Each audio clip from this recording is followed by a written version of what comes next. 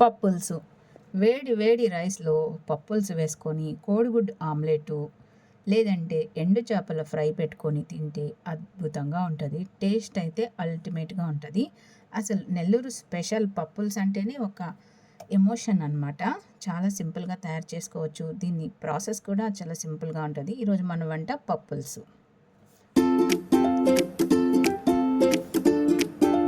Hi అండి, welcome to Swapna recipe. ఈరోజు మన వంట పప్పులుసు. పప్పులుసుకి కావాల్సిన పదార్థాలు ఇక్కడ మనం 1 కప్పు కందిపప్పు అయితే తీసుకున్నాము. నీట్గా ఏరుకుని శుభ్రంగా కడిగి పెట్టుకోవాలి.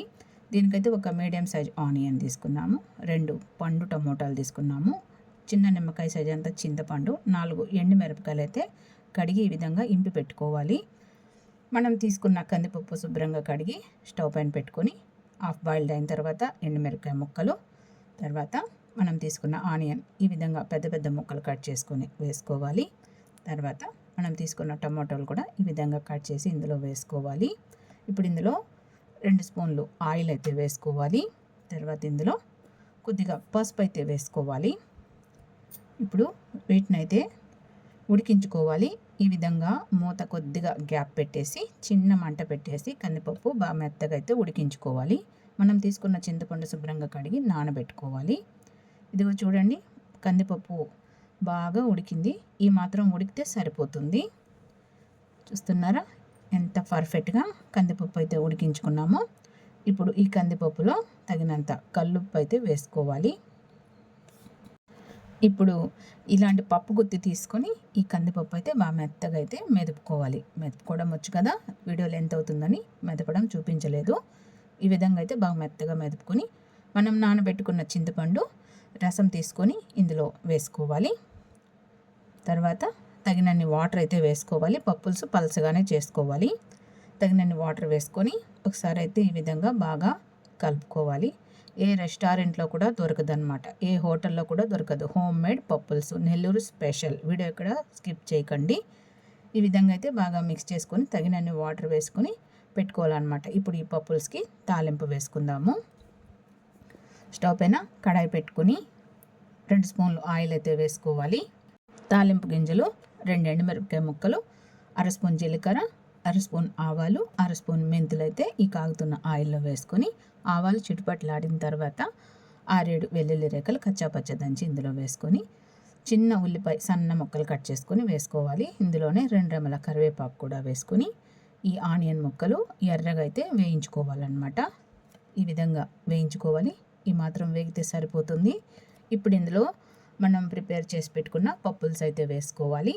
చాలా సూపర్ రెసిపీ, అల్టిమేట్గా ఉంటుందన్నమాట. టేస్ట్ అయితే నెల్లూరు స్పెషల్ పప్పుల్స్ తయారీ విధానం చూస్తున్నాము.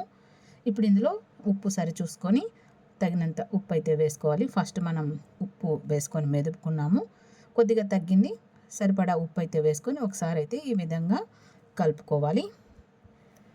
ఈ విధంగా కలుపుకొని కాస్త తెల్లనివ్వాలన్నమాట. ఈ విధంగా తెల్లుతున్నప్పుడు చూడండి, ఈ సైడ్లో అయితే నురుగ వస్తుంది కదా, ఈ నురుగ ఉండకూడదు అనమాట పప్పుల్స్లో. ఒకసారి అయితే బాగా మిక్స్ చేసుకోవాలి. ఈ విధంగా మిక్స్ చేసుకుంటే బాగా తెల్లుతున్నప్పుడు సైడ్కి అయితే నురుగ అనేది వచ్చేస్తుంది అనమాట. చూస్తున్నారా ఎలా నురుగ అనేది వస్తుందో. ఇప్పుడు ఈ నురుగంతా మనం తీసి పారేయాలన్నమాట. ఈ నురుగు ఉండకూడదు పప్పుల్స్లో, టేస్ట్ డామినేట్ చేస్తుంది. ఈ పప్పుల్స్లో ఈ నురగంతా తీసేసి ఒకసారి అయితే బాగా కలిపి తెల్లనివ్వాలన్నమాట. ఏ రెస్టారెంట్లో ఏ హోటల్లో కూడా దొరకదన్నమాట హోమ్ మేడ్ పప్పుల్స్, నెల్లూరు స్పెషల్ అనమాట. ఇదిగో చూడండి పప్పుల్స్ ఎలా తెల్లుతుందో. ఈ విధంగా అయితే బాగా తెల్లనివ్వాలన్నమాట. చూస్తున్నారా ఎంత పర్ఫెక్ట్గా పప్పుల్స్ అనేది తయారవుతుందో. చాలా సూపర్గా ఉంటుంది ఫ్రెండ్స్. మీరు కూడా ట్రై చేయండి. మీకు ఎలా వచ్చింది కామెంట్ చేయండి. ఈ విధంగా అయితే ఒక 2 నిమిషాలు బాగా తెల్లనివ్వాలి. వంట రాని వాళ్ళు కూడా చాలా సింపుల్గా తయారు చేసుకోవచ్చు.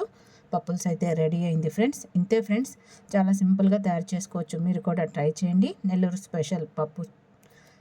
స్పెషల్ పప్పుల్స్ చాలా సూపర్గా ఉంటుంది.